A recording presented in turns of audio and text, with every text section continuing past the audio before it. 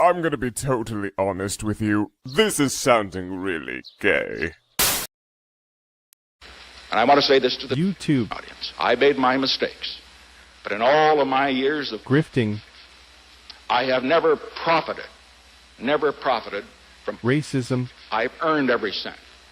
And in all of my years of racism, I have never obstructed. Spear chuckers. And I think, too, that I can say that in my years of racism, that I welcome this kind of examination, because people have got to know whether or not they're grifter, racist. Well, I'm not a spear chucker.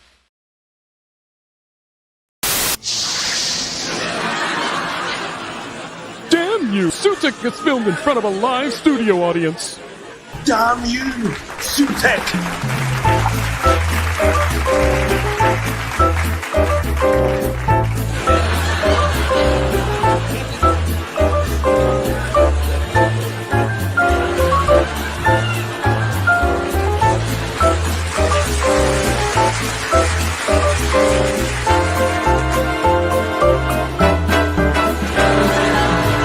This show ain't no good.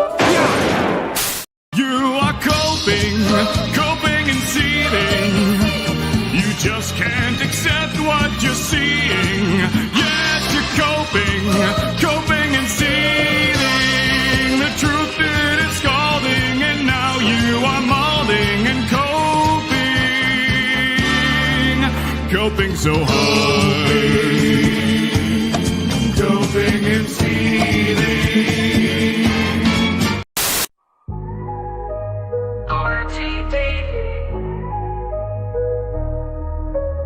The BBC were ambitious. They always wanted the show to be bigger. They just believed in Doctor Who.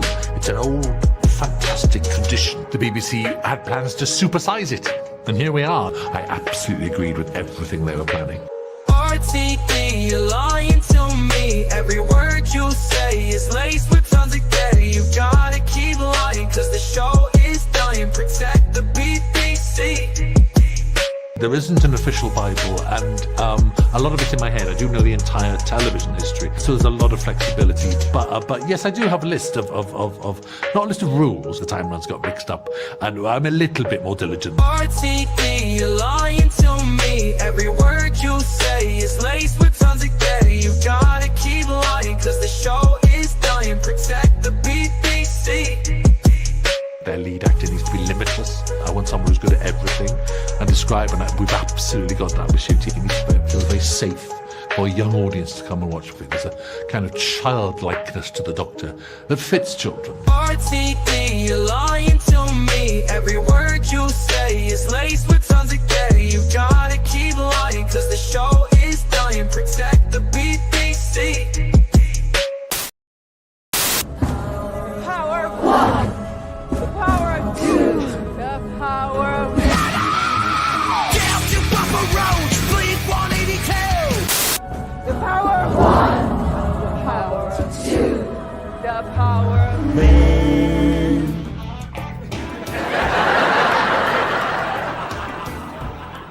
Listen to what I'm saying, and you will understand, perhaps, what I'm trying to imply here. That's very patronizing. Yeah, I am being patronizing. I don't know who the f you are, and you're over here chirping all the way from London about Palestine. Stepping time! Palestine. Stepping time! Palestine. Stepping time! Come on, mighty! Palestine. Stepping time! Palestine. Never need a reason, never need a rhyme, it's stepping time! Palestine. If you're violating YouTube's terms of service, you're gonna get penalized. Cry me a mother river. Cry me a river, I'm crashing like a blimp. The only people doing this are me and all my simps. I'm twerking in the chair, that's how I know I'm sick. Now visit me in jail and tell me I'm a fucking dick.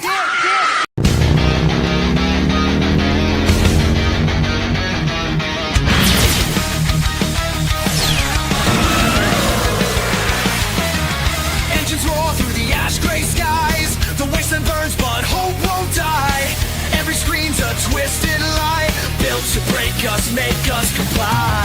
They poison the heroes, rewrite the tales, turn legends to dust, leave us frail. But we're not done, we won't bow down.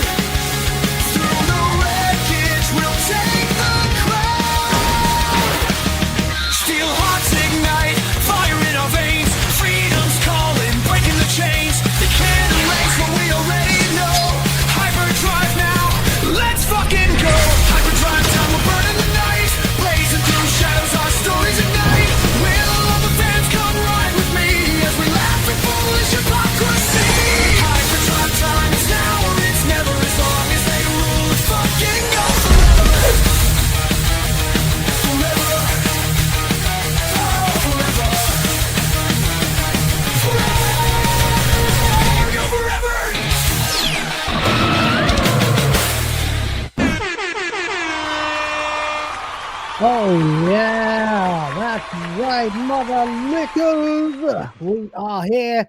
It is me. That's right. I can't believe it either. It's a Wednesday night for me, which means it's a Wednesday morning for most of you, and for some, even a Thursday morning. But who cares? Because, well, I got to work straight out of hell. And I really mean that when I say it this time, because, oh boy, the shit that's going on in my life. Oh my God. Straight out of hell, it's WILL. I just raced back from the neonatal intensive care unit where I am, well, basically having to give every single bean that I have in the world. So, you know, it's working though. We are inching closer every day to Princess 2 of the fans finally getting tubes taken out and being allowed to come home. And I think if I stop talking about it in this, you know, entertainer tone of voice, then I probably would turn into a manic depressive. So we won't be doing that. But what we will be doing is talking about all kinds of crazy shit that's going on in pop culture, because that's what I do here. And I'm glad that there are a few of you here for this impromptu, last-minute, unannounced edition of HyperDrive Time that I'm doing just because this is about the only time of day I've managed to finagle at the moment. Same time of day I would normally be doing WTF Live. So on the off days, I'll be probably doing HyperDrive Time instead of WTF Live. And that's how it will run until the baby comes home, and then I can start to reassess and do my scheduling and things like that. So as I've said, and now you believe me, straight out of hell, it's WILL, a higher class of human, a better type of bastard, and it's drive time somewhere, which means it's HyperDrive Time everywhere. So ladies, gentlemen, and nothing in between, welcome once again to another voyage of discovery, racing through the waste of the internet to the further reaches of your sanity, on a never-ending quest to rid the universe of absolute bollocks.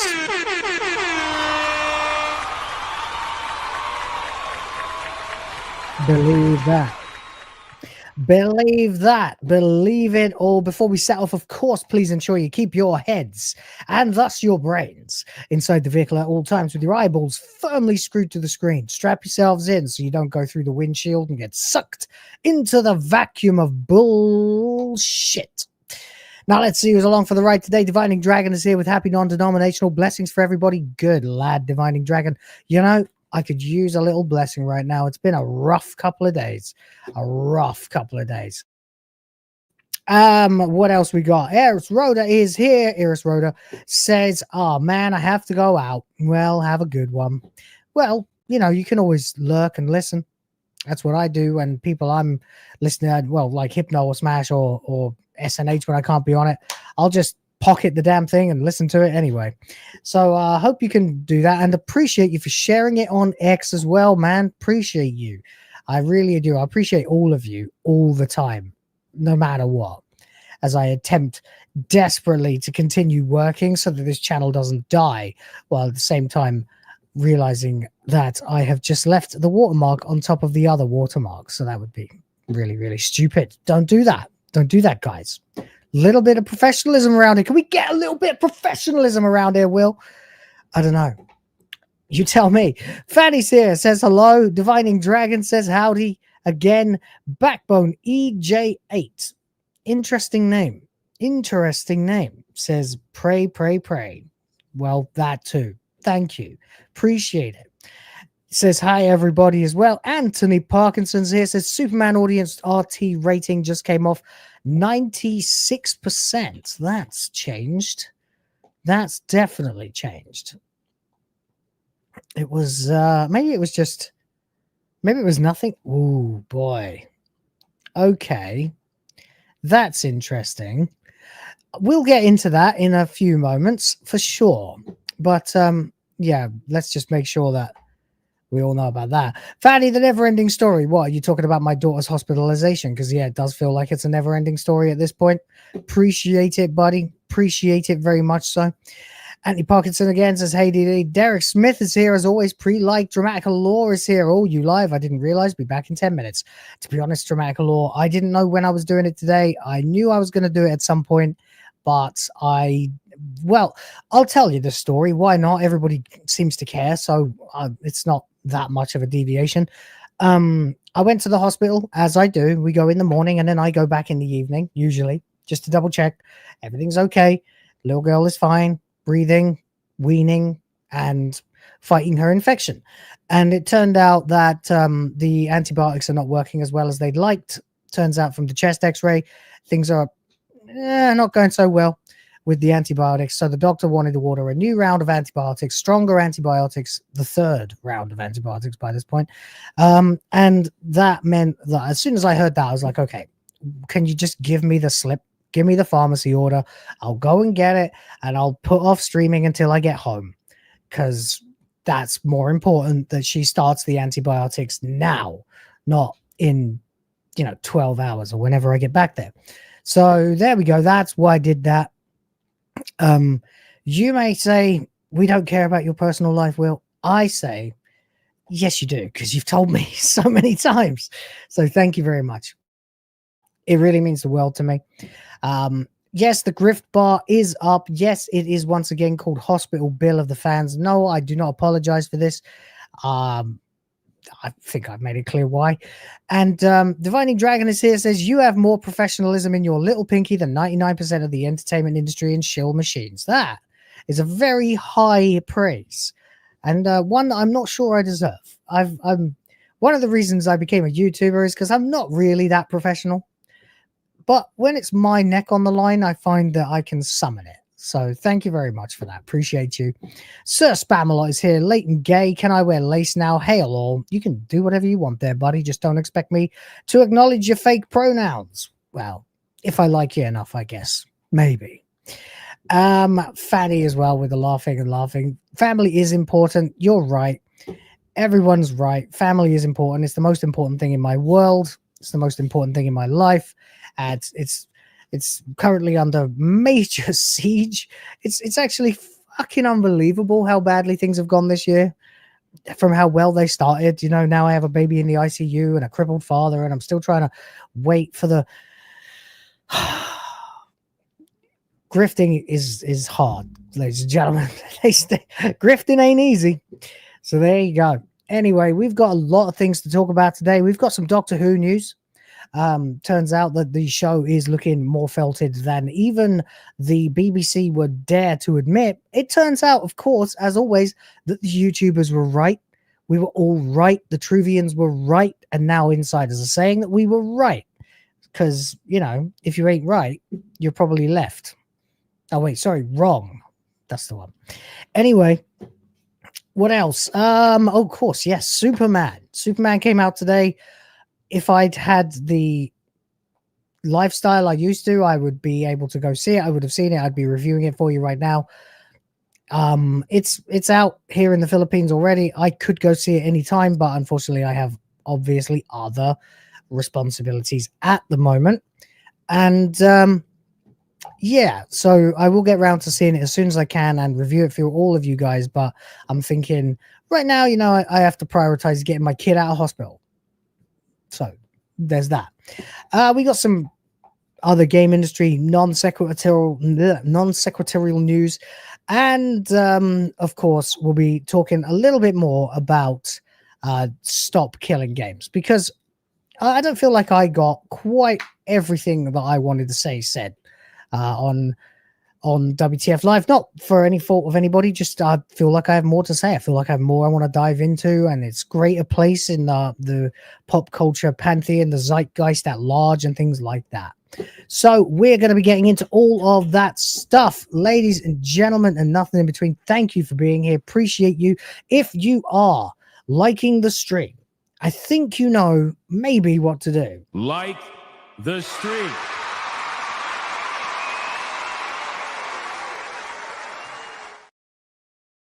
Right, if you are liking the stream, then like the stream, because it turns out there are people out there who are just desperate to find us. They don't know it yet, but they are. And if you like the stream, that just gives more lost souls a chance to find us and get picked up and saved.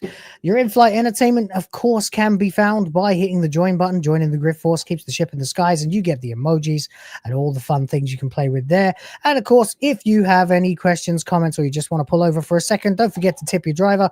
I'm not psychic, but I do take bribes. So there's that. With all of that said, let's get into some topics. We definitely need to talk a little bit here about Doctor Who, because at the end of the day, it's one of the pillars of this channel, whether I like it or not. And we are going to continue to talk about it until the cows freaking come home, which I don't think they ever will at this point. So, Doctor Who is done, right? You know it, I know it, everybody knows it. We have been saying this for over a year. In fact, we've been saying it for 2, 3, 4, 5, 6, maybe 7 years at this point. And the entire time, everybody has just been telling us, everybody from the BBC, everybody from the mainstream media, everybody with any kind of authority has been telling us, you don't know what you're talking about, you angry, racist, sexist, misogynist, homophobic, bitter, grifting bigots. And we have said, ha, ha, ha, ha, you're pathetic. We're none of those things, and you bloody know it. You just can't handle the truth. Your show is shit. And that's the truth at this point. The show is absolutely terrible, and nobody wants to watch Doctor Who anymore. And that's why nobody did watch Doctor Who, which is why the show disappeared into the void at the end there with a pathetic whimpering attempt to curry favor or get some kind of clout for a mystery that they were trying to begin with the Billy Piper regeneration. It's not gonna work. When are people going to get this through their heads? It's never going to work. The show is felted. So what happens now then when an insider at Doctor Who suddenly turns around and says, well, it is actually dead. We haven't got a plan. It's probably going to be a decade before you see any more Doctor Who. Well, we all laugh, don't we? So let's get into it. Okay, here we go then. We have got to talk about this. Doctor Who Insider is saying that nothing is commissioned whatsoever. There's no hint of anything. There's no whisper of anything. There's no chance in hell that this show is coming back in any kind of short-term time frame. And we're going to get into it. It's actually coming from IGN, which is a little unbelievable. But hey, it is what it is. Doctor Who Insider says nothing is commissioned and nothing is guaranteed as show remains in limbo a month after the finale airs. Now, of course, you guys are going to remember as well as I remember, all this time, all of this year at least, and part of last year, we've had to listen to Russell T. Bloody Davis going, oh, it's perfectly normal for a show not to get renewed until after all the episodes that have already been recorded have aired. No, mate, that's not normal. Unless you're on the first season of an untested IP, then it might be acceptable. But when the show is a former tentpole of an industry, when it is a legendary 60-year-long plus legacy shit series with formerly millions and millions of fans, it's not really very normal for that show to have to wonder and and ah about whether or not it's getting renewed until after everything has aired. The show should have been renewed if it was successful as soon as the first 14th or 40th series had aired. Okay, there would have been no reason to have to wait until the end of the airing of 215 or 41. No chance in hell, not at all. So we get a quote here. I don't get a sense of much optimism for anything very soon. That's right, ladies and gentlemen. It's the YouTuber victory lap. That's right. Enjoy it. Drink it in, man. Because we were right. And they know it. We've always been right. We were always going to be right. We're right And that's all there is to say about that. But here we go then. We've got this from Tom Phillips at IGN.com, which is not a site I would normally go to because it's a trash site for normies. And I'm far from that. So we're going to read it anyway, though, because it's got something interesting to say. And it just happens to be one of those interesting turning points where a mainstream legacy loser, mainstream media website decides to start telling the truth because they have realized that they are backed into a corner and have nowhere else to go. So that's what we're going to do. Doctor Who could remain off air for the rest of the decade, a notable insider has suggested, as concerns grow over the long-running show's immediate future. I don't think it will be back in 2030. I don't think the BBC will be in the position to get it back in 5 years. I think it will be 10 years minimum. That's just me. I could be wrong. Just an opinion. An informed opinion, but still just an opinion. That's according to Tom Spilsbury, a journalist and writer with close ties to the show's production, who previously served as the editor of the officially licensed Doctor Who magazine for more than a decade. Oh, what's that? An authoritative source? YouTube. Writing on fan forum Gallifrey Base, who, by the way, absolutely hate the Gallifrey based among us. They can't handle the truth any more than Tharies or Mr. Retardus can. Spilsbury said that while he expected Doctor Who to return at some point, fans should adjust, quote unquote, adjust their expectations for its immediate future as the wait for official news on the series Disney's co-funding deal renewal drags on. Disney's not going to do this. If Disney was really interested in Doctor Who, they would have financed Doctor Who for Doctor Who. But they didn't. They financed Doctor Who for Bluey. And now they've still got Bluey. And they don't have to finance Doctor Who anymore. So why would they bother? No reason at all. There is no reason. They won't. Only a fool would. And even Bob Iger's not that stupid anymore. So there you go. I expect the show will indeed come back at some point, he said, but as of right now, nothing is commissioned and nothing is guaranteed. Spilsbury wrote, those are the facts. Time will tell, of course, but I don't get the sense of much optimism for anything very soon from anyone I've spoken to. Well, yeah, of course you don't. Let's be real here.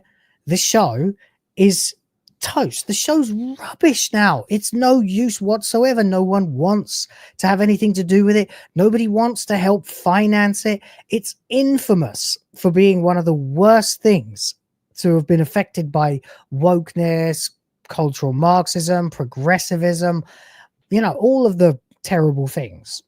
The globalist agenda, you know, fake anti-racism, fake anti-sexism, fake anti-homophobia, everything. It's all been a victim of that. And at this point in the show, you need to completely and totally retcon the last, oh my God, 5 seasons. Minimum. I'd say 6. Take it back to Heaven Sent. That's what I always say. Take it back to Heaven Sent. Take it back to the confession dial and come up with some janky reason why Peter Capaldi never actually escaped. He never made it back to Gallifrey. Hellbent never happened. Clara got away safely somehow. And have Capaldi, now looking older, start to have all the weight of those years in the confession dial start to appear on his face as he gets older and older and older looking until eventually he looks like Tennant did in the Sound of Drums. Then just basically, yeah, have him regenerate into somebody good. Quite simple, really. Very simple, in fact. Over more than 100 issues with Doctor Who magazine, Spilsbury repeatedly interviewed key figures with the show's production and separately worked with the BBC to record audio commentaries for the broadcaster's Doctor Who DVD range. And now, based on his knowledge of the show's production, Spilsbury has said that fans should prepare themselves for a lengthy wait for new episodes to air. Says everything is moving with much more slowly in television at the moment. Spilsbury wrote, On the assumption that Disney doesn't renew before its option officially expires, that will be the point when the BBC can start to shop the show around, and the process could take a fair bit of time. It may require more than one partner just to raise the money needed. Oh no. Oh no, buddy. You are in big trouble. Doctor Who financed by 3 separate partners, just hobbling along, trying to look anything like it used to when it had Disney money. No. This is not how this story ends, buddy. You're in trouble. The show is irrelevant. That's the big problem. It's not capturing the audience you wanted. It's definitely not capturing 3 to 5 LGBT progressives for every one of us that left, as Jinx Monsoon thought it would. It's not working. It's done. You're done. Accept it. It's pathetic at this point. Potential partners who may have had some very specific requirements or stipulations. They may need to go back to people who turned down last time. Have you noticed how more productions have needed multiple backers just to make them viable these days? Yes, the BBC could go for the ultra cheap in-house version of the show, but I really don't think that's as viable an option as it used to be. The license fee simply hasn't kept up with inflation over the past few years, because fuck the license fee!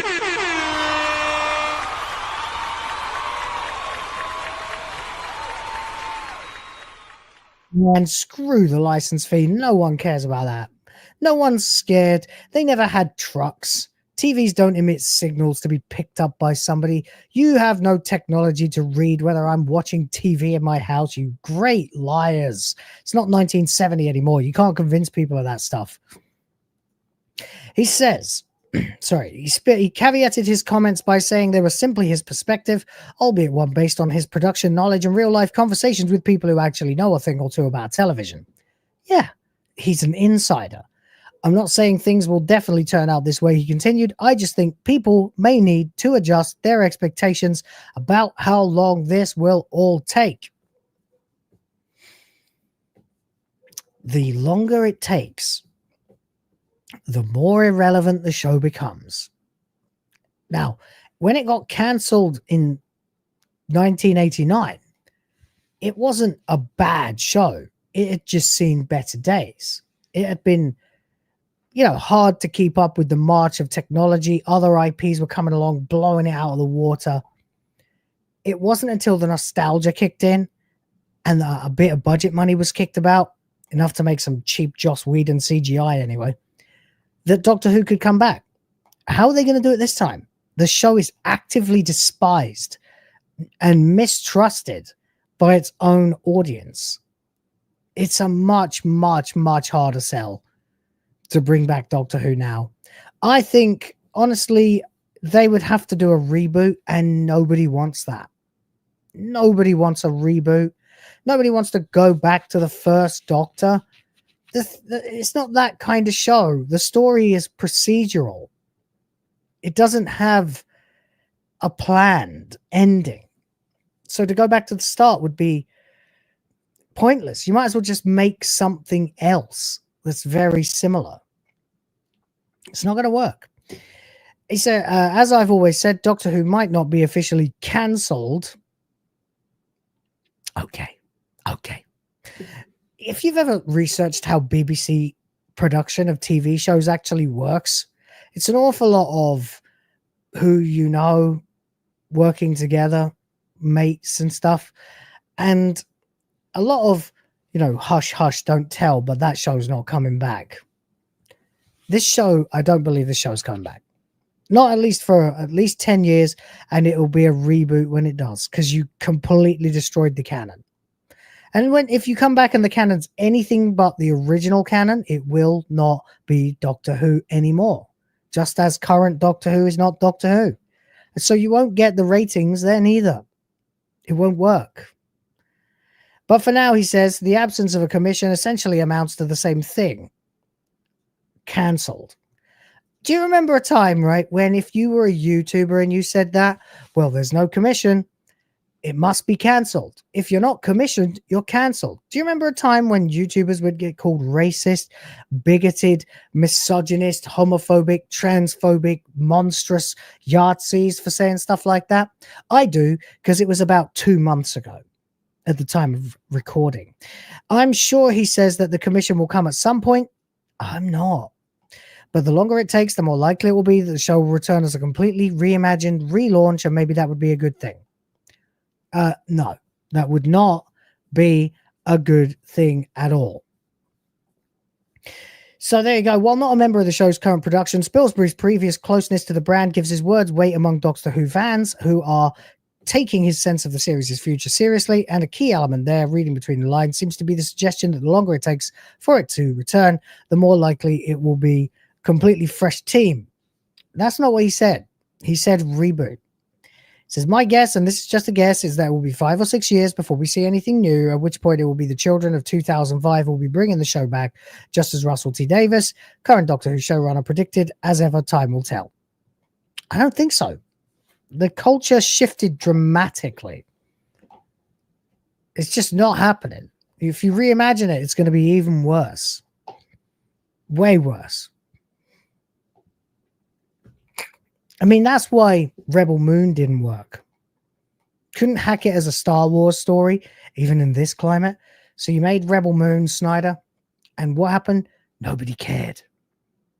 Nobody cared.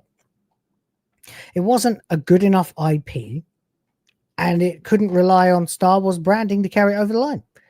So maybe they would bring back Doctor Who, but it would be just Doctor Who in name only. Do we know? And that, no one wants to see that. Nobody wants to see that. And of that, I am very, very confident. The show is done. The show is toast. Once again, there is probably very little hope of it coming back as a sequel to what it is. And if a reboot ever does actually come, you're not going to catch the original Doctor Who audience. And the new audience will never, ever number in the kind of ratings that you need. And that's all there is to say about that. So there we go. That's it. Doctor Who has felt it. What do you guys think? I can see you guys are all complimenting me on my RTD impression. I appreciate that. Even though I only did it for a line there.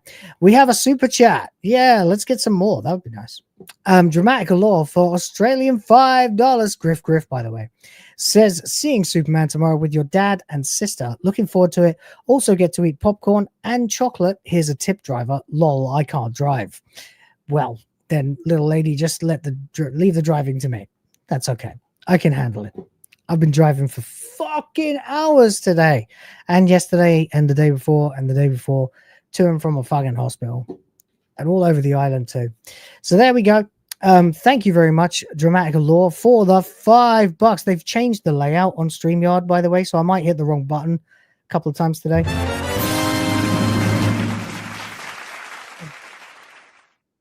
We got it.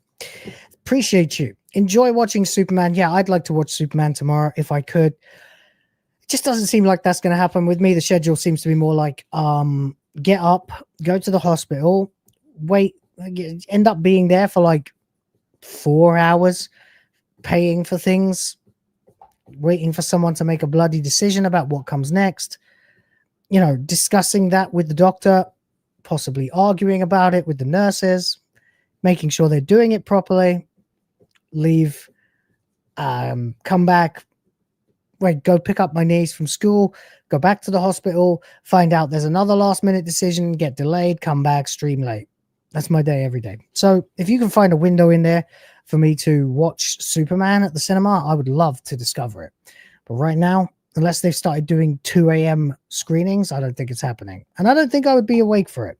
So there we go. But appreciate you for the super chat. Thank you very much. It would be nice to fill up the bar. But we'll see how it goes.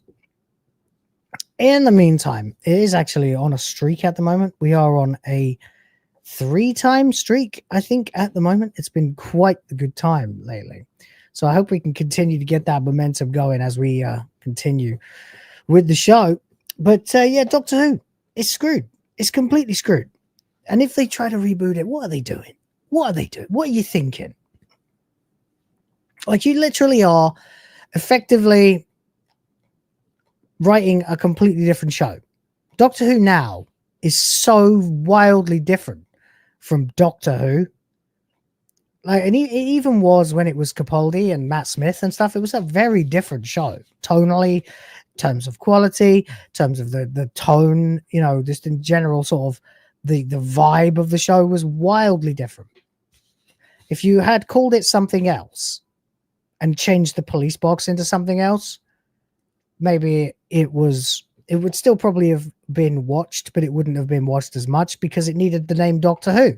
So if you do a reboot of Doctor Who and you begin with the first Doctor again, except it's 2029, 2030, 2035, you've still got a 1960s police box, but without a connection to the original show, well, then you fucked up. And it would be only a matter of time anyway before they'd inevitably decide to do a multiverse thing and have one of the other Doctors show up. Because you can in Doctor Who. So there'd be no point. It's just stupid. It would be like Ghostbusters 2016 or Star Trek, the J.J. Abrams ones, which I enjoyed the first one, but it is a different universe, and a lot of people were pissed at that. And to be fair, it's not really Star Trek. So there we go. There we are. We've got that at least for now. Now let's talk a little bit about Superman then, because there's a lot that I need to say about this. Because, well, Superman is finally out. It's here in the Philippines at least already, and the reviews that I'm seeing are incredibly mixed. In fact, I'm more confused than ever. I've been cautiously optimistic about this movie. I have tried to sort of keep my mouth shut about all the things that look kind of crappy about it. A rumor of a 10-minute interview scene where they just argue with each other, although apparently the film also at the same time is a breakneck pace. So I don't know how you can have both of those things. It doesn't add up. So there's an awful lot I don't know about Superman and won't know about it until I get to go and see it, which hopefully I will this week if I can find a couple of hours that nobody needs me to do something else. But needless to say, the reviews are coming in. There are a lot of very negative ones. There are a lot more very positive ones, and from a lot of people that I would consider reputable sources. And there are an awful lot of mid ones. But that hasn't stopped the Rotten Tomatoes score from being exceptionally suspicious. So let's take a look and discover what's going on for ourselves, shall we? All right, so we are going over to Rotten Tomatoes first of all, and we're going to have a look at what the hell is going on with the audience score, because you'll notice immediately here, looking at this, that the critics score, which is usually high on these things, is 85%. But of course, nobody trusts the critics anymore. You don't need me to tell you why, but to summarize it very quickly, access. They will do anything to remain in good favor with the studios. So that's why the scores are always high. And usually when the scores on the critics side are high, the scores on the audience side plummet. But despite what I've heard, a lot of people giving it 7s and 6s out of 10s. Apparently this correlates to 96%. Now, before we get into it, you have to remember Rotten Tomatoes scoring system is a very strange animal. Okay, it does not work as a mean average of what people have scored it. It works as an aggregator of how many people have rated it a certain number or more.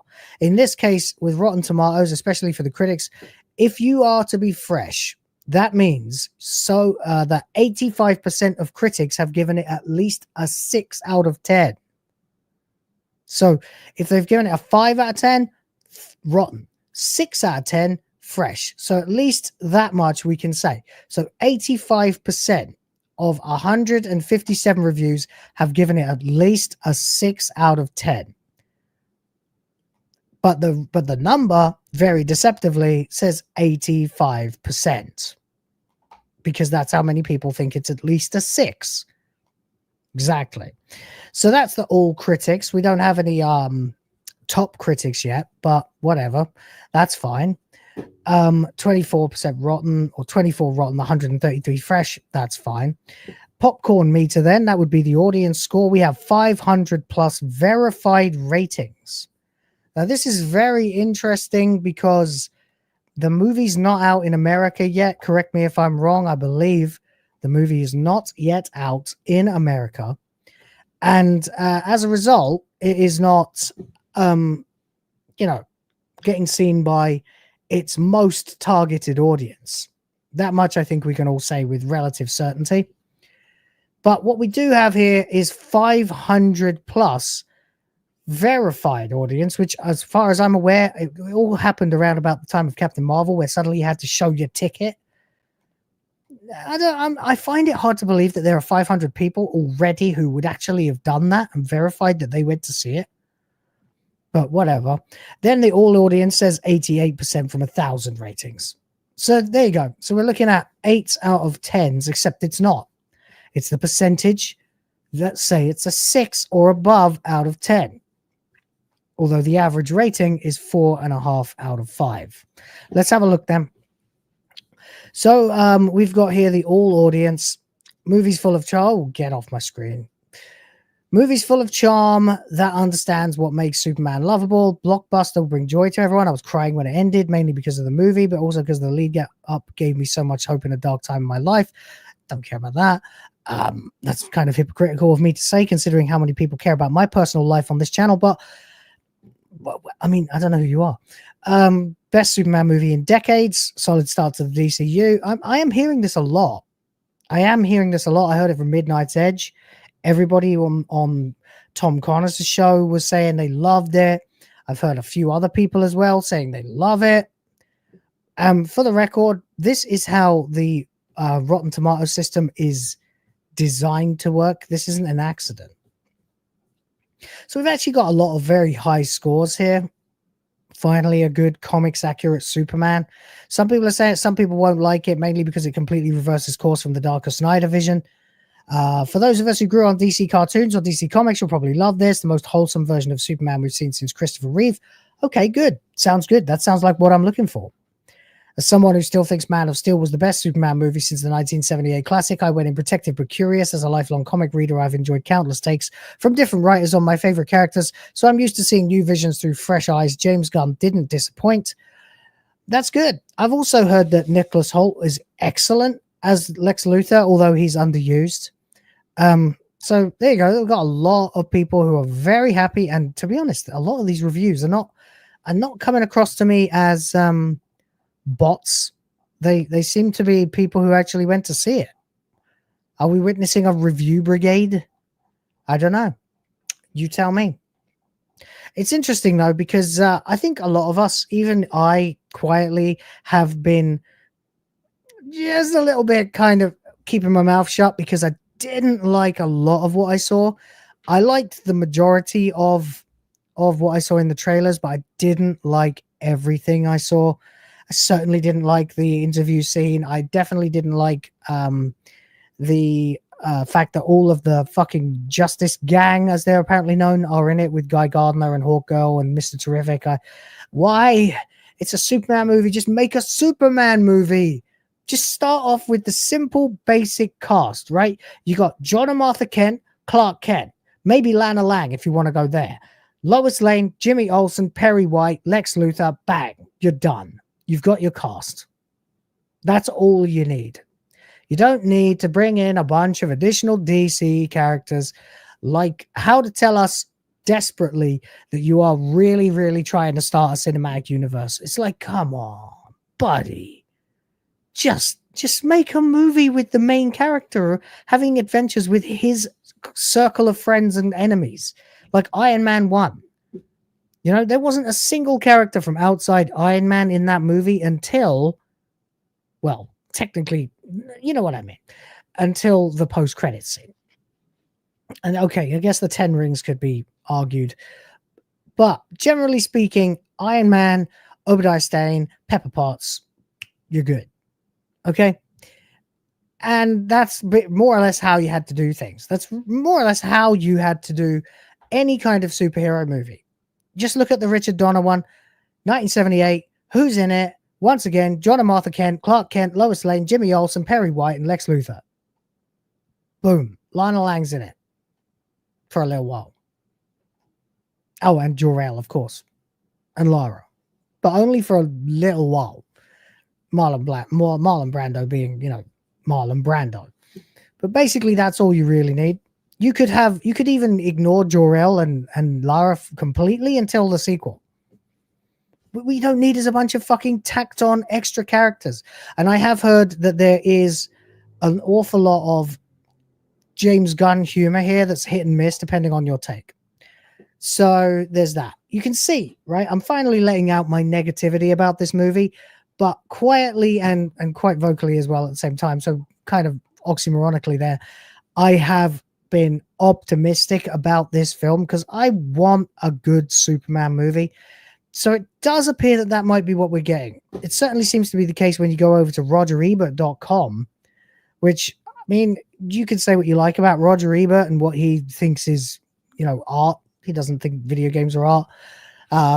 But what you can also see is a fair amount of consistency when it comes to reviewing movies. It tends to line up pretty well with what the audience thinks of a movie 5 years later. So, okay, I'll give it a bit of trust. Superman, then, from Richard Roper here, says, one of my favorite scenes in writer-director James Gunn's energetic but scattershot Superman is also one of the simplest. Rachel Brosnahan's Lois Lane, she's getting a lot of praise too, by the way, comes to her apartment, finds David Corenswit's Clark Kent cooking her breakfast for dinner as a surprise to celebrate their 3-month anniversary.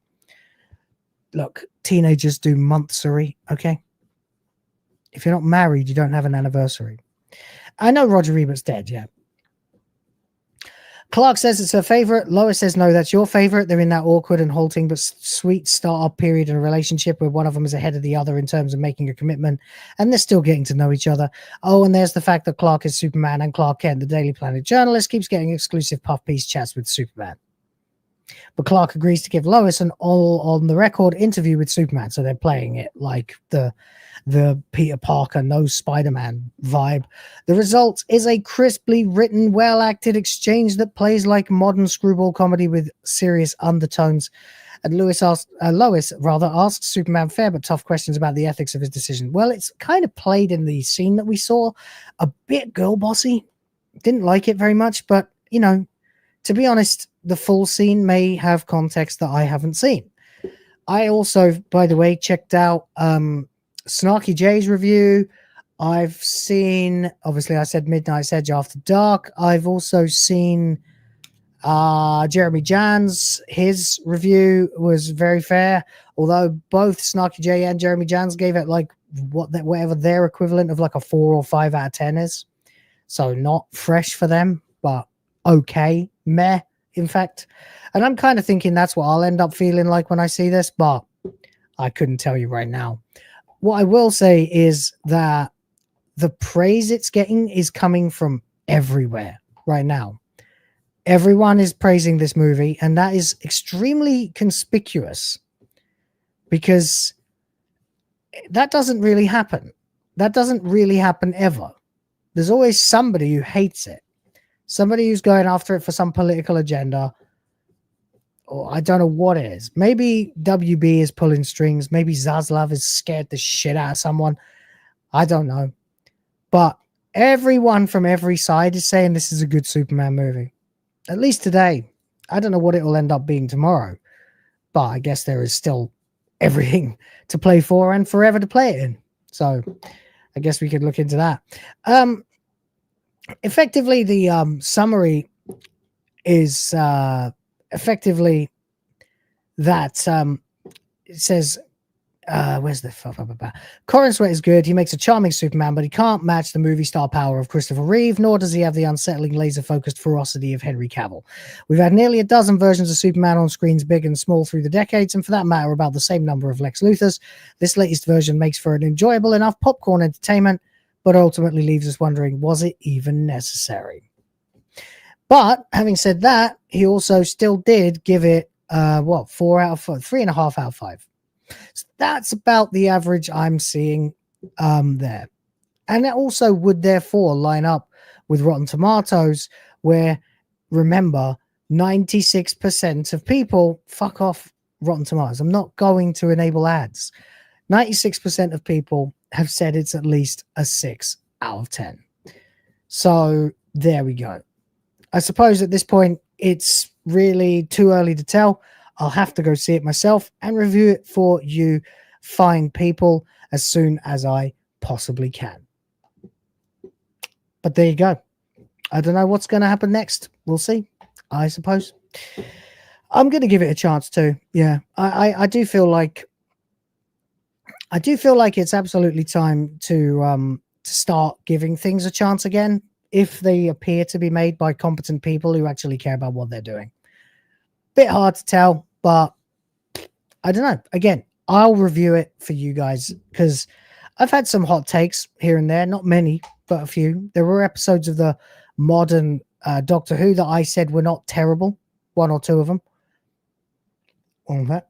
And there were, other things like that I've said are terrible when other people said they were good. And like I despised the Bill episode of The Last of Us show because it's not canon and they just made him gay for the sake of making, well, he was potentially gay in the game, but it was kept under wraps. They didn't have a big love story angle, and I found that nauseating. Not because it's gay, but because it's only there for cynical reasons. And everyone called me a homophobic, blah blah blah blah for that. So I'm not above having a hot take here and there, but I think I'll probably quite like this film. I'm kind of open to liking this film, so if it is remotely competent, I probably will. So there you go. Let's catch up with some super chats. James Opp is here. James Opp, you damn legend. Appreciate you, buddy. Says, waiting on repair guy. Ran out and purchased a mid-sized deep freezer to save the food. Tripped the wife out. I carried it by myself into the house. What a man. What a man, what a man, what a mighty good man. There you go. Why did I do that? Fuck knows. And thank you for the $5. To be fair, that's probably what I would do as well. I'd be like, go get dinner at a restaurant. Let me fix this mess. That's what I've been doing all day with the hospital, actually. Like, you sit and rest. Don't worry about it. I know it's hard to look at. Let me do it. I'll do it. It's fine. I can stomach it a little bit more than you can. That's what being a man is. Respect. Fanny for a Swedish 50? Yes, it is Swedish, isn't it? As long as Superman are the classic comic book Superman, I won't care if the movie aren't a masterpiece. I will watch it anyway. Right? That's pretty much how I feel. Like, I mean, look, I'm gonna level with you guys. I didn't hate Superman Returns. I actually kind of liked it. It was weird that it was clearly Brandon Routh being cast because he sounds a bit like Christopher Reeve. I still feel like they pulled it off, though, you know? I do. It wasn't as bad as everyone said. And I have also seen, obviously, Man of Steel, Batman vs. Superman, and Justice League, and the Snyder Cut, and oh, god damn, man. I hope this is, if this is 5% more like the Reeve Superman, then I will be pretty happy. Pretty happy. My bar is pretty low, admittedly, for this. As long as it's not beating me over the head with politics or trying to trans my kids, I think I can get on board with a mediocre to good Superman movie. I mean, we all collectively got over the time travel shit from the end of Superman 1, right? Where he flies around the earth in the wrong direction and that reverses time instead of causing natural disasters. You know, like, it would have made things so much worse than it already was. Like, the San Andreas fault has exploded, Superman. What are you going to do? I'm going to invert the course of tides. Make the earth spin the wrong way round. That'll fix everything. extinction level event. But there you go. Yeah, the bar is very low for DC these days. But I guess if they get their foot in the door and they don't go too far with, excuse me, I'm very tired. If they don't go too far with, you know, trying to crowbar in too much shit about too much shit, then it might just work. It might just work. I'll let you know. Adam Juman is here. Hello, buddy. How you doing? You're watching Legal Mindset? Oh, I didn't know he was live. This is impromptu, you know, griff kind of thing. I'm just here because I feel bad that I can't seem to ever get time in the morning to do the show, so I'm doing it now. And that's as good as I can probably do. But yeah, so Superman, it could be a lot worse, could be a lot better, probably, but we'll find out, I suppose. Let's see what it is. There we go. In the meantime, then, let's have a talk about this. This is an interesting little story. It's just a bit of a strange and random one, really, but it is pretty interesting anyway. And that would be this. Oh wait, I've lined it up all wrong, haven't I? What am I doing? It's supposed to be there. There we go. Wait a second. Why is that suddenly the wrong size? That's bizarre. Why did you do that? Okay. Baldur's Gate 3 actor claims diversity-driven storylines are being cut throughout the gaming world. This is from a couple of days ago now. And, well, I'm obviously quite happy. I mean, diversity-driven storylines are being cut everywhere. Okay, great. Yes! Hell yeah! Hey, come on, baby! Come on! Yes! Come on! Ah! Right? Am I right? I'm not wrong. Baldur's Gate 3 actor claims diversity-driven storylines are being cut throughout the gaming world. Yeah. A new report by The Gamer is raising eyebrows for what it... Oh, it's The Gamer. Oh, good. It's The Gamer. Lovely. Just what I want. I just want to see what The Gamer thinks. Gamer, what do you think about this? Oh.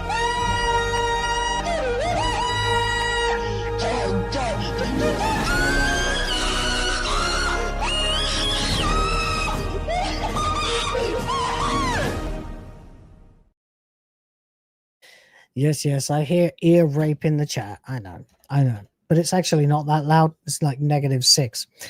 A new report by The Gamer is raising eyebrows for what it presents as a straight news story, but reads more like an editorial on the state of gaming diversity under the current political climate in the United States.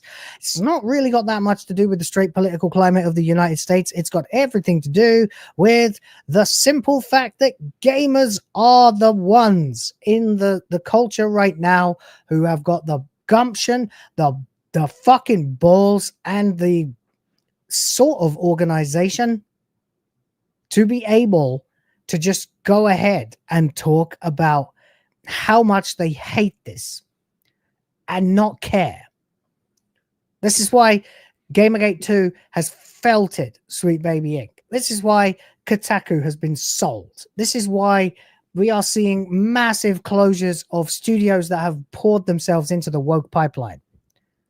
This is it. This is the reason. Because gamers don't have to give a fuck, and they finally realized they don't have to give a fuck. That's it.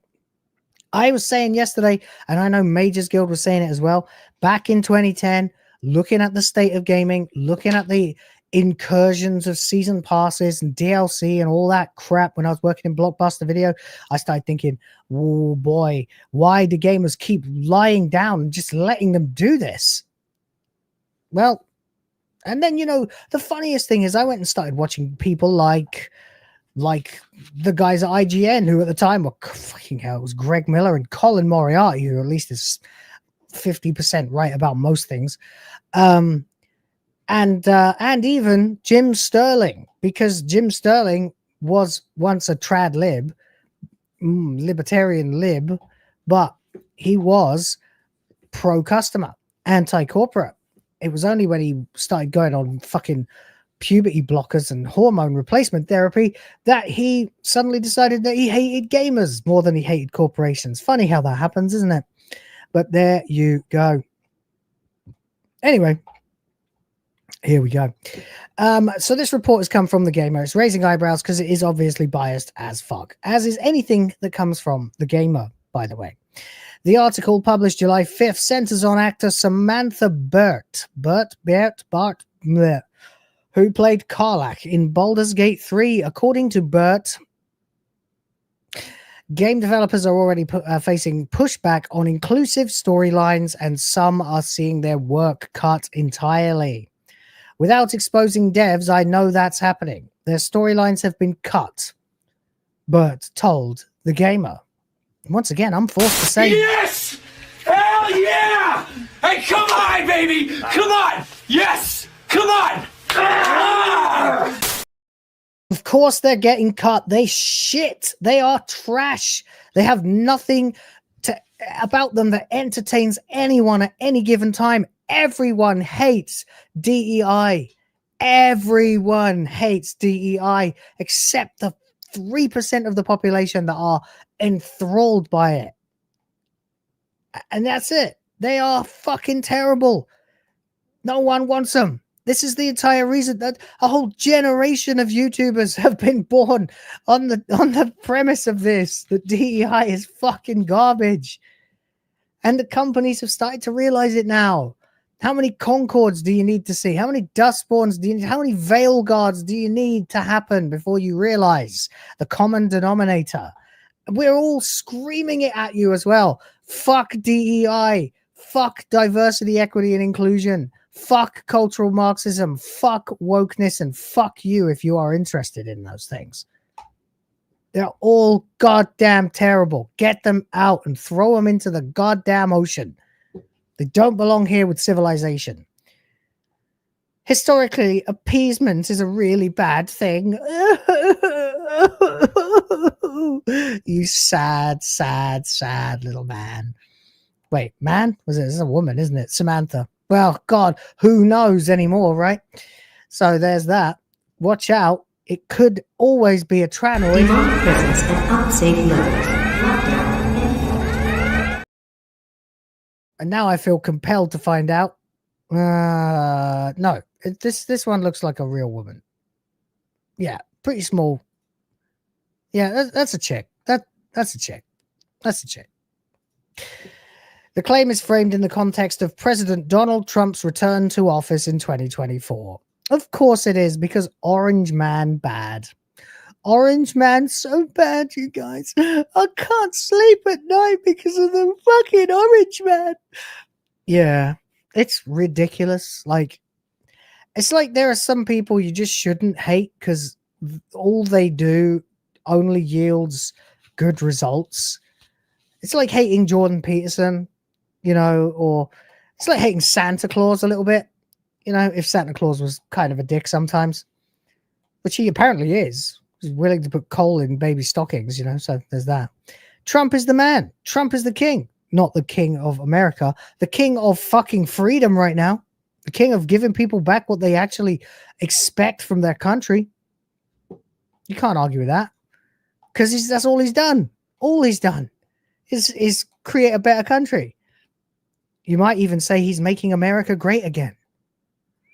The Gamer attributes a supposed rollback of DEI, diversity, equity, inclusion initiatives in gaming to a broader cultural response to an executive order issued by the Trump No, you dumb shit. That's not how it went. It wasn't a cultural response to the executive order. It was an executive order that was a response to the cultural response. You're putting the cart before the horse. You dumbass. What are you doing? That's not how it worked. The culture rejected DEI. The culture wanted nothing to do with DEI. And Trump knew that too. And that's why he signed the executive order. It's not that the executive order has made it okay for people to say they don't want DEI. I mean, okay, maybe the rollback has been in response to this because everyone's running scared now. And if that's the case, then fucking good. But it's not a cultural response to the executive order. That's absurd. Blame us. We did it. It wasn't Trump. It was us. It was me. It was people like me that did this, you stupid bitch. Come on. Give me my lumps. I can take them. Dumbass. That order issued earlier this year limits federal funding and government partnerships with companies on a base hiring or promotion decisions on race, gender identity, or sexual orientation. Once again. Yes! Hell yeah! Hey, come on, baby! Come on! Yes! Come on! That's what you want. The article implies that this policy has influenced broader corporate behavior, including within the gaming industry. Fucking A! Lovely. Merry Christmas, everybody. This Baldur's Gate 3 actor's best news I've had all day. I've had a rubbish day, but that's some good news. Baldur's Gate 3 actor further warned that in today's environment, a title as diverse as Larian Studios' 2023 hit might not even get greenlit. Well, to be fair, if it did get greenlit, it would still probably be mostly the same. It just probably wouldn't have as much animal sex in it. That's just a thing, you know. It's just like slightly less degenerate crap, you know, maybe, perhaps, yeah, maybe. Yeah. However, it's worth noting that Baldur's Gate 3 achieved its success not because of any particular demographic checklist, but because it was widely praised as a deep, player-driven RPG with meaningful choice, high production values, and strong writing. Oh, look at that. Funny how people are willing to put up with a sousant of woke if everything else is excellent. They just forgot that bit. Dicks. Players were free to shape their own experience. By the way, dicks is probably the reason they're talking about Baldur's Gate 3, but whatever. Players were free to shape their own experience, choosing which characters to romance or ignore, which moral paths to follow, and how much emphasis, if any, to put on identity-based storylines. Oh, so as it should be then. Not like Dragon Age Veilguard, which Jaffe tried to defend by saying you can opt out of the Tranoid crap. Because no, you can't. You can opt out of being a Tranoid, but you still have to listen to that bitch talk about being fucking non-binary and dropping barbs for misgendering some. Oh, God, get rid of it. Trash. Trash. There you go. The game's inclusive elements were optional, woven into a broader tapestry of fantasy storytelling rather than used as a primary marketing hook. That's a sharp contrast from titles that have drawn criticism from leading with identity politics while offering limited entertainment value or shallow gameplay. Hello, we are Gamergate. Hear us roar. Give us good games. And no fucking DEI. In such cases, race, gender, or orientation are often presented as selling points rather than features embedded naturally in the game world. Critics argue that this can result in a product that feels more like a statement than a game. I mean, did I write this article? What the shit's going on? Yeah, bitch! Yes! Hell yeah! Hey, come on, baby! Come on! Yes! Come on! But none of that is discussed by the gamer. Of course not. Of course not. Indies exist, Bert added, and people can write and communities will get together and we will absolutely get through this together. Yeah, you will. But as long as you keep, it's fine. It's fine, by the way. It's fine. Banish woke to the indies. That's fine. Go ahead. And then your games will die because they'll have no marketing, no media push, no, insider nepotistic, aggrandized praise of like to the high heavens for every single fucking thing it does that's woke. The game will come out and not be so woke the game will come out and be massively woke and no one will play it because it's massively woke. And instead of it costing $100 million, maybe it will only have cost $1 million. And instead of, getting felted, you can go back and try again. You can try again. You'll never sell a game, but you can try. Best of luck to you. Meanwhile, games that actually prioritize storytelling, writing, gameplay, a solid gameplay loop, a world that's interesting, characters that you like, and stuff like all that good shit, like Expedition 33, for example, will continue to immediately rise from the indies and become the darlings of the gamers, because that's all that matters. It doesn't matter if you get featured in The Gamer. It doesn't matter if you get featured in Kotaku, especially now. It doesn't matter if you get featured in IGN. It doesn't fucking matter if Nick Calandra puts you on his YouTube channel or if Alyssa Mercante says, this game is really, really great. You can date your fridge. It doesn't matter. If the overwhelming majority of people who play video games go, this is woke trash, I'm not playing it, then, you know, if a tree falls in the woods, you know the rest. The piece also touches on broader concerns voiced by the gamer, invoking a so-called revival of the Gamergate movement. Hello. I mean, I am like card-carrying Gamergate 2 guy. Me and Hypno, we were like the first to start calling it Gamergate 2. So, yeah. Proudly Gamergate. Forever. Hashtag Gamergate forever. Again, without citing specific incidents or coordinated activity. Well, I mean, we have them. You know, there is a revival of Gamergate. Yeah, there absolutely is. And this time, we can't be stopped because you're still trying to just call us all racist bigots, and we're laughing at you and making that the names of our audiences. Hypno's like, oh, we're bigots? Okay, I'll call my audience the bigot army. I'm like, oh, I'm a grifter, am I? Well, how about we call everybody in my memberships the grift force, baby?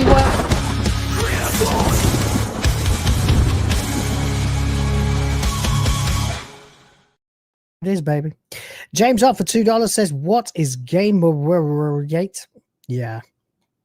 Yeah, all right. Fair enough. Thank you for that. The Gamergate movement. The term appears to be used more as at least it's not Gamergate 3, right, James?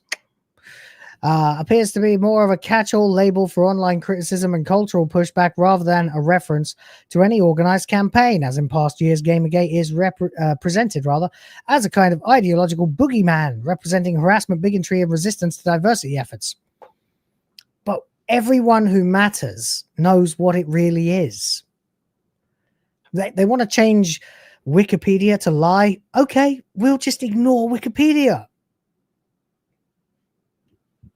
You're going to change, you know, you're going to aggregate review scores to try and boost something and make it look better than it is. Okay, we'll cut off those platforms.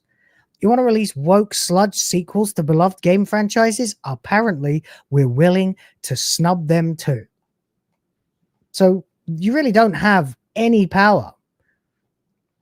That's it. No specific examples of cancelled storylines or censored content was citable in the article. Burt did not name any developers or studios, and the gamer did not appear to verify the claims independently, instead taking the actor's account at face value. The thing is, they're kind of right. They're not wrong. It's just that they haven't cited anything, because that would be platforming. It's worth noting that Baldur's Gate 3, published independently by Larian Studios, was a breakout success. The game sold over 15 million copies because it was good. Because people like playing it. And for about 5% of them, because you can hang dong, apparently. In November 2024, according to industry tracking, its reception among critics and audiences was overwhelmingly positive, with many praising its expansive role-playing elements and inclusive character options. Maybe.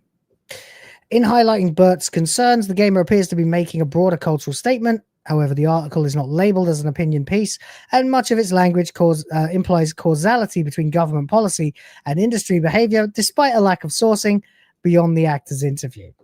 Yeah, you haven't actually done any research whatsoever. Whereas most of us probably watch enough news and have been part of this long enough to know firsthand Trump was out of power when we took control. All right? So it's got fuck all to do with him. It's got fucking nothing to do with good old Trump. It's got everything to do with Trump listening to us. We did it. I started it. Not me personally, but me and many, many, many, many others. We are all here saying we ain't gonna tolerate this crap anymore. Good night, Laura. Thank you for stopping by. So there we go. That's it. They look absolutely humiliated. The gamer proves once again that it cannot be held as a really reliable source. But if this person is ruffled enough to be saying diversity storylines are being cut, once again, for old times. Yes! Hell yeah! Hey, come on, baby! Come on! Yes! Come on! Ah! Yeah. And there you go. All right. Did we get any supers in that one? Oh, yeah, of course. And I read it out. James Op there for that. Thank you. All right, guys. I've got one more story to talk about for this episode, and we'll probably go for the 1.5 hour mark because I'm exhausted. But I did want to just get in here and say thank you to everybody who's been so supportive lately. It's been really amazing. Appreciate you all. Really hard times at the moment at Casa de Will. We are like kind of facing bankruptcy. So it's like, it's not a bad thing. Look, like our plan B, plan C, plan D. So it is nice that, I appreciate you guys who do super chat. It's really great. Anyway, I don't want to do that whole fucking begging shit. I want to have some fun and talk to you guys about what you think about what's happening in our pop culture and gaming spaces. Eris Rhoda, member for 16 months now, felt it like a shed roof. You know it, buddy. You fucking know it. Nice one.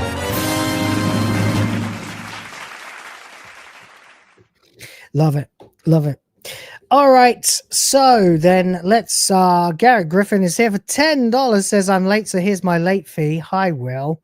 Appreciate you, mate. Thank you very much. That's a significant $10 boost. Thank you very much. Drop it.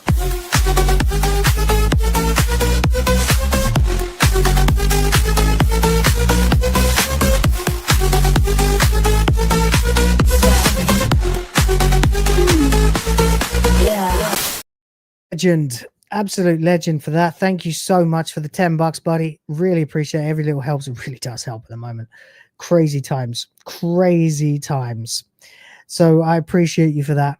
All right, then let's have a look at my little article that I put together the other day because I wanted to talk about the Stop Killing Games thing, but I also wanted to talk a little bit about the broader context of everything that's going on with Gamergate and how Stop Killing Games kind of fits into it, because it's almost like with every win we get bigger, we start getting more and more kind of official, a little bit more organized, a little bit more communicative with each other, a little bit more robust and better at sniffing the bullshit out and rejecting it. So that's one of the major reasons why I want to talk about this particular topic, which of course is Stop Killing Games is the movement that absolutely rocked the world in the last 2 weeks because nobody saw it coming. It had been around for a year or so. It was a petition started by Ross at Cursed Farms to try to start the conversation, at least in the EU, about what should be done to stop these companies, your Ubisoft, your EAs, your Activision Blizzards, etc., from being able to just switch off something that you bought. Because when you buy something, you are not buying a license. You are buying a product that you should reasonably be able to expect as a customer will be there for as long as you want it. That's the point of buying things. Otherwise, we would just simply rent things. There's a lot of argument to be had about this. And of course, it didn't help when a certain moron, a bespectacled muppet called PirateSoftware decided to get involved and completely misinterpret what the whole thing was about in the first place, make himself look like a complete idiot, and Streisand affect the whole thing into actually succeeding. Congratulations to Stop Killing Games, which recently hit its $1.2 million signature goal and is now going to have to be discussed in the governments of the EU, which is a great thing. That's what we want to see. Even if it's just the beginning of a conversation, we need to be talking about the fact that the people are unhappy with how they are being treated. Customer forces matter. Market forces matter. We are getting really, really tired of the predatory, unfair, clandestine, and conspiratorial practices that go into the game industry, and it's just out and out hatred of its own customers at this point. So it's about time something was done, and it seems to be happening. So let's take a look at that. This is a big one. We have got a lot to discuss. Stop Killing Games was suddenly rocketed to the moon by the accidental blundering of one particular Muppet, but it wasn't very long before the EU lobbyists got involved, and they think that they have the power. I'm here to tell you they don't, because who has the power? We do. And that is what matters. So let's get into this then. This is my own blog that I'm using as a source here, because I don't feel like anyone's really done a succinct enough job of summarizing it. So we're going to go right ahead with this. Stop Killing Games, the campaign the industry never saw coming. There was a time when you bought a video game and owned it. Not anymore. Today, publishers kill off titles you paid for without blinking. They delist digital purchases, shut down servers, and revoke access to games as if you never had the right to play them at all. And that isn't just theft. It's designed obsolescence. It's planned obsolescence, wrapped in fine print and buried under corporate smirks. Now, this is the thing. This is one of the interesting things about this, because technically, they might be able to say, well, you signed it. You know, you signed the EULA. Well, we didn't read it. Well, no one told you shouldn't read it. Loophole. But then there's also the fact that governments of the world are supposed to oversee this kind of stuff and make sure that companies are not felting their customers. They're supposed to be there regulating things, and I know regulation is a 4-letter word in Gamergate 2, and I completely understand that, but there is room for some regulation that is on our side, regulation that is there to protect the rights of customers to own the things that they have bought and paid for. And that is principally what is involved in Stop Killing Games. So let's carry on. This time, gamers aren't staying quiet. They're fighting back, and remarkably, it's working. It started with The Crew. Ubisoft pulled the plug, making the game unplayable even for paying customers. Enter Ross Scott, also known as Accursed Farms, a long-time critic of gaming's decaying preservation ethics. He launched Stop Killing Games, a movement demanding legal protections against this industry-wide bait and switch. Yeah, that's exactly what it is. The idea was simple. If you buy a game, it should be yours to play forever. We remember this, right? We're not old enough to have died yet, so we remember the days when you bought a Nintendo console or a Sega console or an Atari console or a Commodore 64 or whatever the hell you had, and you bought a game for it, and you had that game on a piece of physical media, and you put that in, and you hit go or start or power or whatever was on the machine, and the title screen comes up and you press start and you're playing your game. And the best part is, if you do that again now and your machines still work, you're going to have the exact same experience that you had the first day you put that thing in the machine and flipped on the power button. You have the right to this because you bought it with your money. You paid, or your parents' money if you're young enough, you paid, or someone paid for you to own this game forever and play it as much or as little as you like for the rest of your natural born life, or until you break or destroy or sell the game. So that's it. Now, of course, we come to Jason Thor. Thor. Are you freaking kidding me with that name, buddy? Hello, my name's Thor. That's, you know, like that. Enter PirateSoftware. Ask Pirate, maybe. AKA Jason Thor Hall. In an astonishing display of missing the point, Thor tried to debunk the entire campaign, calling it too vague and damaging to live service games. He dismissed the movement in a series of rambling Twitch rants and X posts, which you can click on if you find your way to my blog somehow. I've not advertised it to anyone, so you probably won't. But this misguided, it's mostly just a way for me to have articles to summarize my thoughts when I don't have another article to work with. But his misguided criticism accidentally did something useful. It drew attention. Big attention. Because of that noise, PewDiePie, Asmongold, and Moist Critical and others discovered the petition. What could have died in the algorithm instead exploded across YouTube, Twitch, and Reddit. Yeah, even Reddit, even Twitch. It's kind of amazing. From clueless clown to accidental kingmaker. I like that bit. Thor had unintentionally poured jet fuel on the fire. I mean, you gotta love it when this happens, right?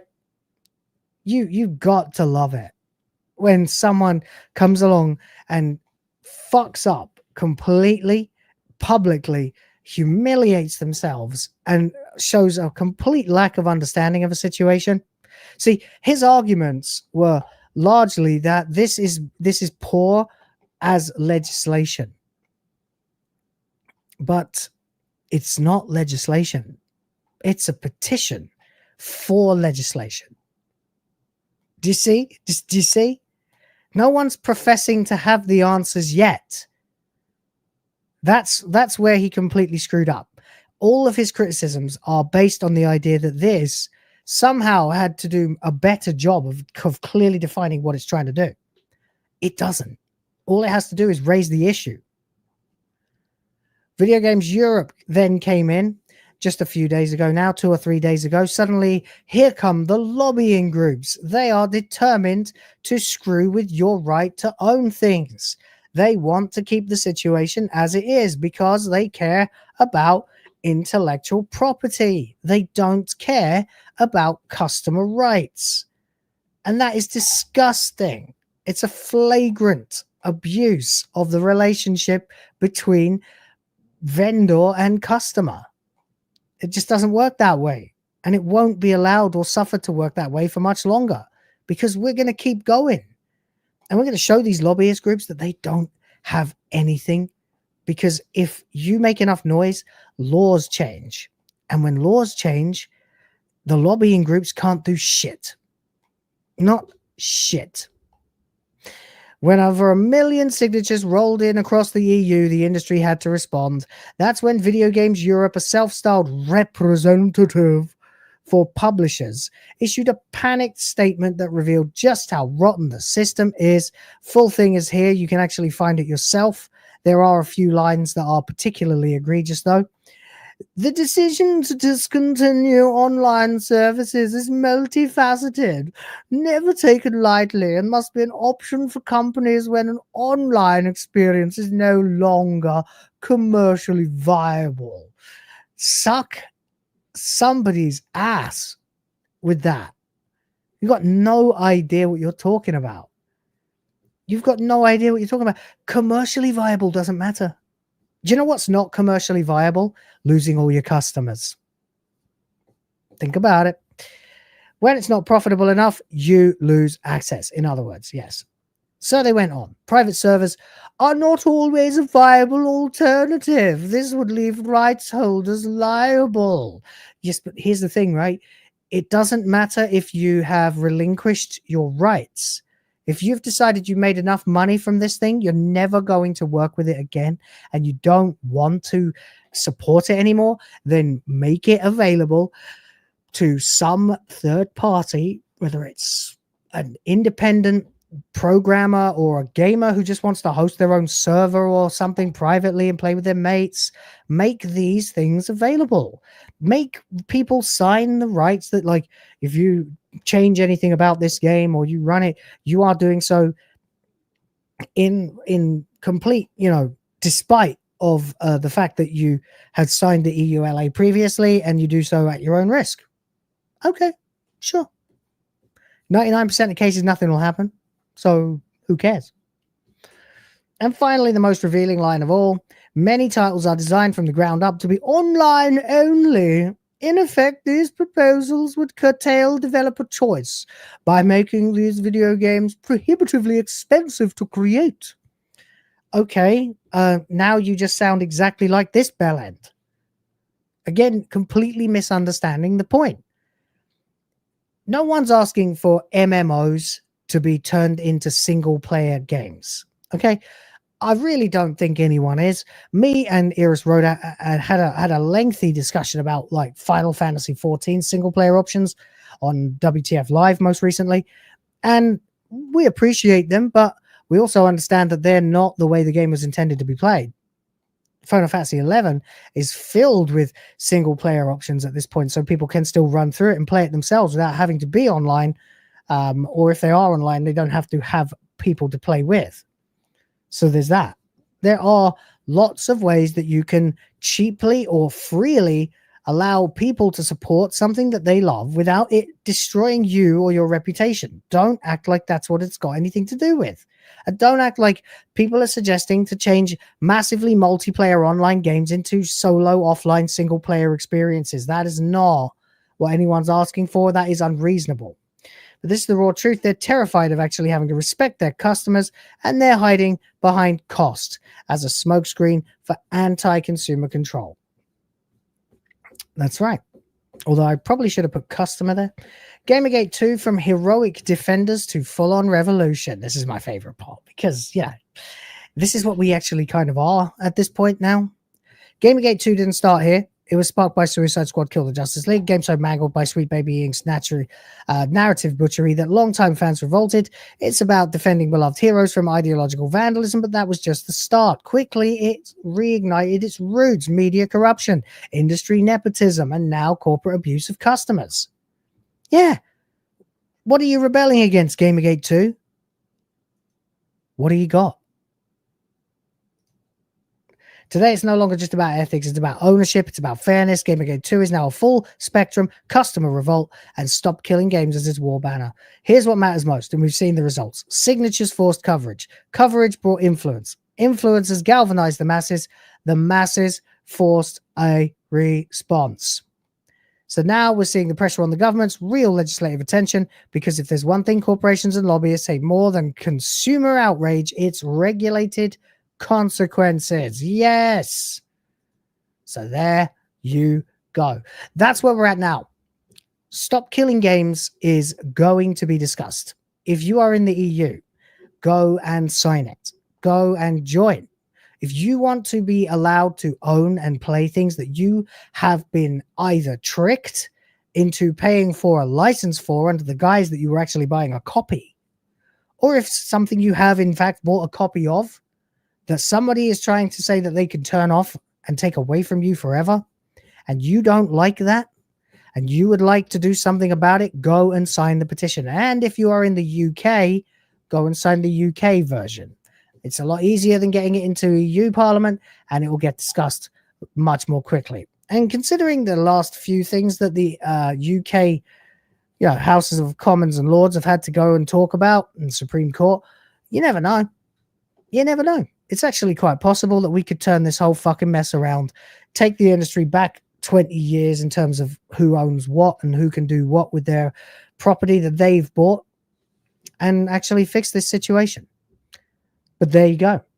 Let me know what you think. Anyway, that's about all I have to say about Stop Killing Games for the time being.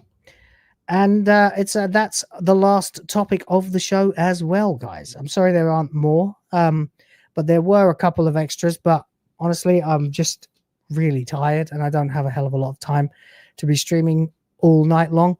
I just wanted to come back, do a little show for you guys, try and give you back something, because I know so many of you have been so very generous with me lately, especially with the situation I've had with the hospital and the bills and blah. Oh my God. So, I just want to try and do a bit more content for you guys, and be able to make some videos out of it as well, and stuff like that. So thank you for being here. Appreciate you all very much indeed. Do we have any last super chats before I wrap it up? No. Okay. Well, that's fair enough, I suppose. But for now, what I'm going to do is I'm going to wrap this up. I'm going to try and put out some videos. I'm going to begin to prepare for WTF Live tomorrow. And then it's going to be back to the hospital again, at least twice before I see you live for that. So if you enjoyed this, please hit like. Enjoy watching the videos that I put out of it later. If you just showed up, I will be putting some clips of this out as their own standalone videos later, so you can enjoy that, and it gets out to a wider group as well, so that's great. And thank you very much. Appreciate you. Special thank you to DramaticaLaur, James Opp, Fanny, James Opp again, Eris Rhoda, and Garrett Griffin for your kind support and donations to the channel. Obviously, it's not a full show, so no, we haven't hit the bar this time, but well, it is what it is, I suppose. And I'll be back as soon as I can be with another stream for you guys. But until then, I'm going to run the out-of-date credits that badly need updating, and maybe I'll get round to that tonight before I finally crash and go to sleep. But that'll do for now. Thank you so much, guys, for being here. Appreciate you all. Hope you all make it back here tomorrow night, same time for WTF Live. As you can tell, my voice is hoarse. I'm knackered. But I do appreciate you all being here. So take care of yourselves. Have a great evening or morning or whatever time of day it is. And I'll see you on the next HyperDrive Time and the next WTF Live. Ta-ta now.